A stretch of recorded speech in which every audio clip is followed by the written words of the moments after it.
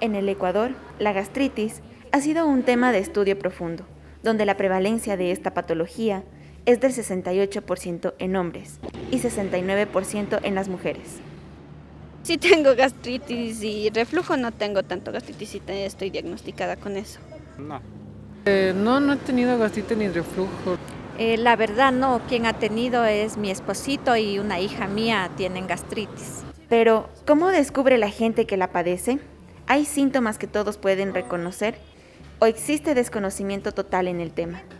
Ardiencia en el estómago, muchos gases, malestar en general a veces. Los síntomas son ardor al comer, al igual que tal vez malestar digestiva y creo que en las deposiciones, malas deposiciones. Mucho se habla al respecto y aunque la ciudadanía posee alguna idea del por qué se provoca, no muestran seguridad al responder el porqué de la gastritis o reflujo. Bueno, de pronto la mala alimentación, no nos alimentamos bien, de pronto nuestro trabajo, nuestros quehaceres. Por no tener las comidas a la hora que son. Por lo que no comen a tiempo les empieza a arder la boca del estómago y les da agruras. ¿Existe alguna cura o tratamiento? Este es un tema para medicina preventiva. En el programa del día de hoy tenemos a nuestra invitada, la doctora Lilian Camaño, médico graduado en la Universidad de La Habana, Cuba, especialista en gastroenterología en la Universidad del Pinar del Río. Actualmente trabaja en Hospital Durán. Hola amigos, estamos en un nuevo programa de medicina preventiva aquí en Hospital Durán. El día de hoy tenemos una invitada especial que es la doctora Lilian Camaño. La doctora Lilian Camaño es especialista en gastroenterología y ahora la vamos a conocer. Muchas gracias doctora por haber asistido a nuestro programa. Siempre con el fin de informar a nuestras personas que nos están viendo. Gracias a ustedes por haberme invitado, un placer compartir este espacio con ustedes para, tal y como dicen en el programa de medicina preventiva, poder informar a la población acerca de, en este caso, temas de enfermedades desde el punto de vista digestivo, de gastroenterología.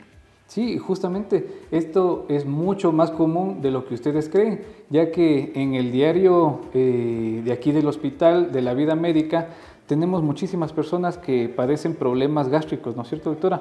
Explíquenos un poco más sobre qué consiste la gastroenterología. Bueno, la gastroenterología es una especialidad clínica, pero también intervencionista, pues no solo nos permite tratar a los pacientes con afecciones gastroenterológicas desde el punto de vista del tracto digestivo superior e inferior, sino también nos permite abordar el tracto digestivo a través de estudios endoscópicos para mejorar el diagnóstico de determinadas patologías y además también en la actualidad, gracias a los desarrollos científicos y los desarrollos de los equipos endoscópicos, pues podemos también hacer terapia intervencionista, es decir, que existe endoscopia desde el punto de vista diagnóstico, pero también terapéutica, a través de la cual pues podemos resolver muchas de las patologías, dígase úlceras, dígase sangrado digestivo, díganse en ocasiones realizar polipectomías o extracciones de tumores de pequeño tamaño, etc. Doctora, tengo una gran pregunta. En las afecciones digestivas altas, ¿cuáles serían las que tienen mayor incidencia o cuáles son las más comunes? Bueno, de forma general, en la población latinoamericana y dentro de ello incluimos al Ecuador, una de las afecciones digestivas más frecuentes son las gastritis, ya sean gastritis agudas o también crónicas, y la enfermedad por reflujo gastroesofágico. Son una de las dos más frecuentes y que con mayor frecuencia, valga la redundancia, hace que el paciente acuda a la consulta de gastroenterología. Y siempre nosotros vemos en nuestras casas que muchas de las personas que viven con nosotros siempre dicen como que, bueno, me cayó un poco mala comida, tengo un poco de reflujo o tengo gastritis o tengo un poco de agria la boca. ¿Esto puede ser algunas señales de que esas personas estén padeciendo este tipo de problema? Bueno, en efecto sí puede ser y existe un mal criterio que está generalizado en la población donde en muchas ocasiones no acuden a los médicos, ya sea un médico general, ya sea a un internista o un gastroenterólogo cuando presentan estos síntomas. Por tanto, uno de los síntomas digestivos altos más frecuentes son la epigastralgia o dolor en la boca del estómago, como se conoce, pueden ser las agrieras, como dicen acá, que es la acidez, la distensión abdominal, etc. Y si nos vamos a enfocar en estas dos afecciones, los síntomas más frecuentes, vamos a empezar por la gastritis. Pueden ser agudos o pueden ser crónicos, pero los que priman, los más frecuentes serían el dolor, que sería la epigastralgia en la boca o dolor en la boca del estómago, como también se le conoce, la acidez o agriera, la distensión abdominal, a veces las digestiones lentas, El paciente percibe o nos dice que tiene digestiones lentas, y cuando vamos a hablar del reflujo gastroesofágico, los síntomas principales también puede estar incluido el dolor en el epigastrio o en la boca del estómago, pero se diferencia con respecto a la gastritis en que casi siempre el paciente refiere que tiene regurgitaciones, o sea, él percibe que el contenido del estómago sube a través del esófago y en ocasiones puede llegar a la boca y le puede producir lesiones incluso orales o bucales. También el dolor detrás del esternón, dolor retroesternal como también conocemos, a veces se afecta la región de la faringe, de las cuerdas vocales, y el paciente puede tener disfonía, es decir, dificultad para hablar, dificultad para tragar, dolor de oídos, en dependencia de la magnitud que tenga o la cantidad del contenido gástrico que esté subiendo y esté inflamando toda esta zona del tracto, que es común, la faringe es común para el tracto respiratorio y para el tracto digestivo. Entonces son estos los síntomas principales. Y seguramente también, doctora, las personas que estén padeciendo esto o hayan escuchado que los familiares tengan este tipo de problemas, el primer paso siempre es buscar a un médico. No se automediquen, y también yo creo que es muy común que la gente o tome Alka-Seltzer o tome algún tipo de medicamento para tratar de aliviar esto, pero esto sería automedicarse y en muchos casos estarían mal porque puede ser otro tipo de enfermedad. ¿Cuáles enfermedades pueden desarrollar? Hay muchas otras enfermedades del tracto digestivo superior del cual estamos hablando que pueden tener síntomas similares, y estamos hablando, por ejemplo, de lesiones tumorales, de lesiones polipoideas, ¿ya? De reflujos duodenogástricos, donde lo que irrita o inflama el estómago no es el contenido ácido, por decirlo de alguna manera, sino también es el contenido biliopancreático que llega. Sobre todo es muy frecuente en los pacientes que son colecistectomizados, es decir, que han sido operados de la vesícula o que la vesícula por algún motivo no funciona adecuadamente, y tienen síntomas muy similares, sin embargo, no mejoran con el mismo tratamiento. Por tanto, sí es importante que el paciente no se automedique, que no escuche al vecino, quizás al señor de la farmacia que le dice no puedes tomar esto, sino que acuda a consulta. Es bastante común que la gente también consuma bicarbonato. El bicarbonato, después de una comida muy grande, tómate un poco de bicarbonato porque eso te calma. ¿Eso qué tiene de cierto, doctora? A ver, no está mal, sí puede. ¿Qué sucede? Que el medio del estómago es un medio ácido, el bicarbonato trata de contrarrestar esa acidez y cuando está en exceso, pues puede aliviar al paciente, pero ¿qué sucede? Que lo alivia solo por un periodo corto de tiempo. Por tanto, no es ideal que el paciente, si siente acidez, constantemente esté ingiriendo preparados con bicarbonato, porque en realidad le van a mejorar cierto periodo de tiempo si ese síntoma fuese por una hiperacidez, pero no le está tratando la causa, no lo está curando, por decirlo de alguna manera. Es un tratamiento de forma paliativa, de forma temporal. También, doctora, haciendo un análisis de cómo se realiza una endoscopía es una cámara pequeña que ingresa por la parte bucal, ¿no es cierto? Esto ahora con la tecnología que tenemos es muchísimo más fácil diagnosticar cualquier tipo de problema, sea por la parte superior o sea por la parte inferior. También hablando de las personas que van al baño y a veces notan un poco de sangre o salen de color negra las heces, ¿qué puede significar esto? A ver, me has hablado de dos cosas. Vamos a empezar por la primera. El estudio endoscópico sí puede ser de dos tipos, puede ser alto o puede ser bajo. En el alto, como bien decía, con el endoscopio se aborda al paciente a través de la boca y podemos estudiar todo el tracto digestivo superior, dígase todo el esófago, el estómago y el duodeno. Y por tanto vamos a estar haciendo, si fuese una endoscopia diagnóstica, diagnóstico de las alteraciones que pueden estar a nivel de estos tres órganos. Y las bajas, abordamos al paciente igual, previa sedación, por supuesto, los dos procederes se realizan en la actualidad con sedación por el ano y vamos a explorar todo el colon. Hay dos diferencias importantes. En el estudio endoscópico alto, la preparación es muy fácil porque el paciente solo tiene que tener 8 horas de ayuno, sí, dejar de comer por 8 horas y ya se puede realizar el examen. A diferencia del colon, donde debido al hecho de que se acumula gran cantidad de materia fecal, pues es necesario planificar el examen al paciente y previamente al mismo, 2 días antes, darle una preparación determinada con una dieta y productos, o sea, medicamentos que van a producir una diarrea para limpiar el colon y que una vez que lo abordemos podamos visualizar bien todo su interior. Y de esta forma, pues entonces realizaríamos el diagnóstico de todo lo que serían las afecciones en el tracto digestivo inferior, es decir, en todo el colon. Hablabas también del sangrado digestivo, es decir, de que el paciente puede tener heces negras o puede tener sangre en las heces. Generalmente, cuando el paciente tiene las heces oscuras, negras, como borra de café, es porque la sangre proviene del tracto digestivo superior.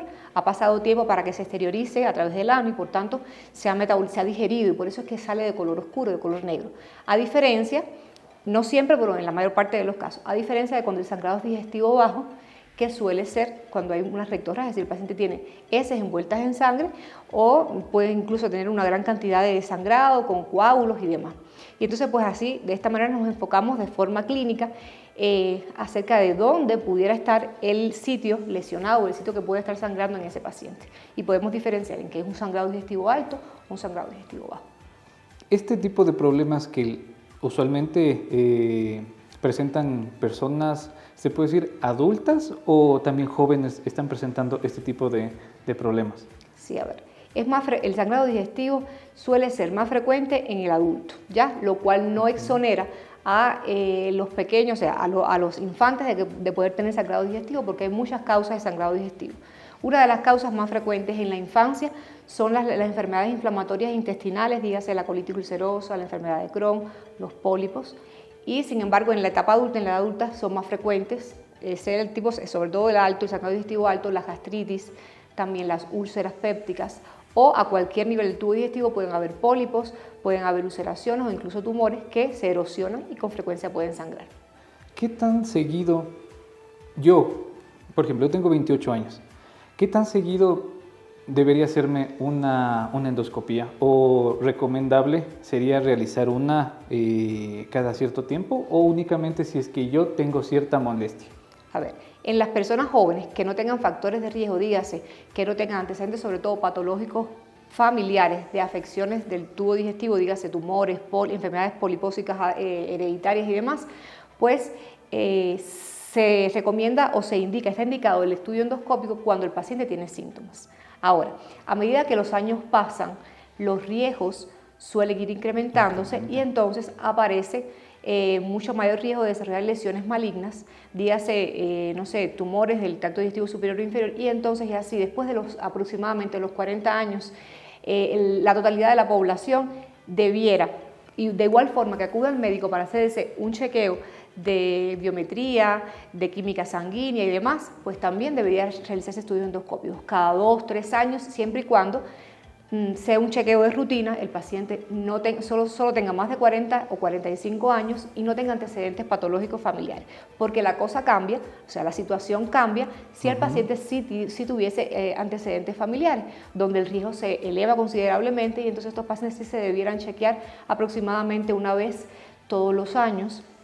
Y si pasados de 3 a 4 años no aparecen las lesiones, pues entonces se puede posponer quizás cada 2 o 3 años el estudio endoscópico. Pero todo depende del tipo de paciente y la indicación se va individualizando en dependencia de la situación. También, doctora, nosotros vemos que todo el esquema de que una persona debería realizarse según las recomendaciones de la Organización Mundial de la Salud es un chequeo rutinal una vez al año, como para mantener las cosas un poco más controladas, pero esa va a ser una de las alertas que puede dar los médicos de que hagan también la interconsulta, porque si es que yo en una consulta común, que sea una vez al año, yo le refiero a mi médico que estoy con problemas, que me está pasando esto, él me va a guiar también y me va a decir, usted puede tener este problema, vamos a llamar al doctor, al especialista en esta área y le va a poder revisar. Eso sería la parte más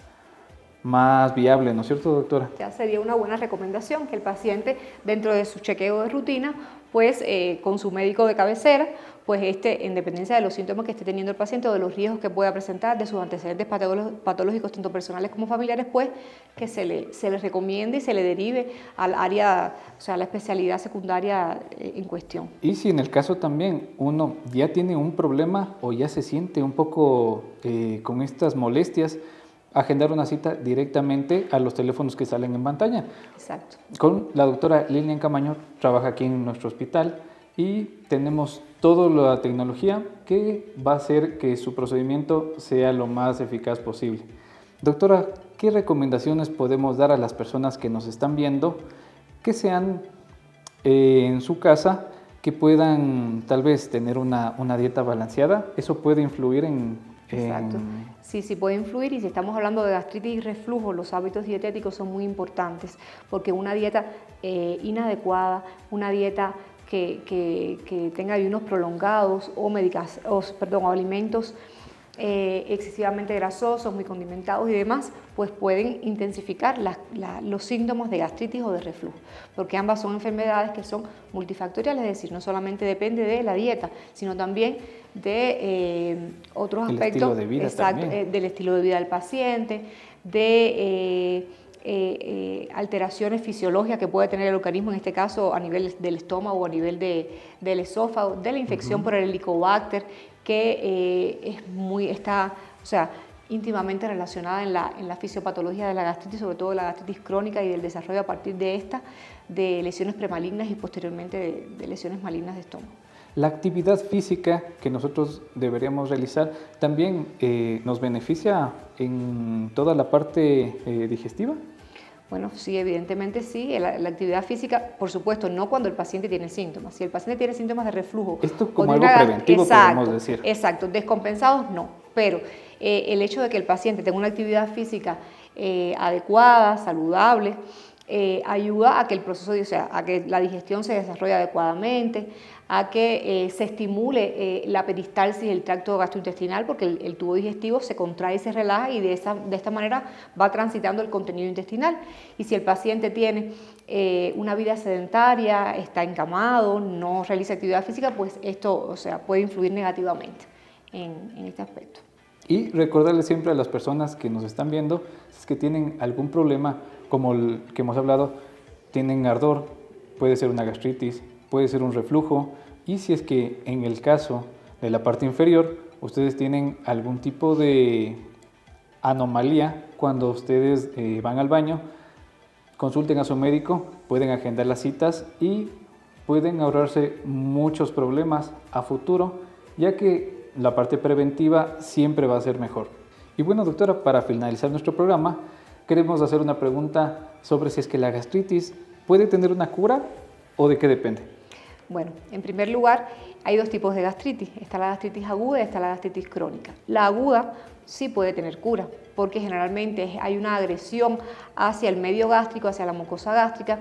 Pudiéramos decir, no sé, una medicación excesiva con antiinflamatorios no esteroideos o múltiples causas, porque digamos que es multifactorial, pero los síntomas generalmente duran poco tiempo y se pone en tratamiento, el paciente logra desinflamar la mucosa gástrica totalmente. Y en este caso se puede curar y puede que nunca más en su vida tenga sintomatología. Ahora, cuando la gastritis se hace crónica, es decir, un paciente que tiene síntomas digestivos a repetición por largos periodos de tiempo, dígase más de 6 meses, por poner un ejemplo, según la literatura, pues ya esta gastritis no tiene cura, ¿ok?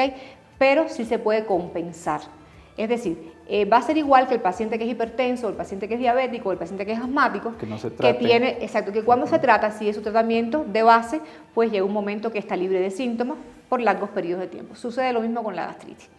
Y hay que resaltar desde el punto de vista la infección por Helicobacter pylori, que es una infección que se adquiere generalmente en etapas tempranas de la vida, es una bacteria que se adquiere por vía oral, agua o alimentos contaminados, y inicialmente casi no produce síntomas, a muchas personas no les produce síntomas, sin embargo va produciendo con el decursar de 10, 15 años en esa mucosa gástrica cambios que hacen que esa gastritis, que en un momento pudo haber sido aguda, pues pase a la cronicidad.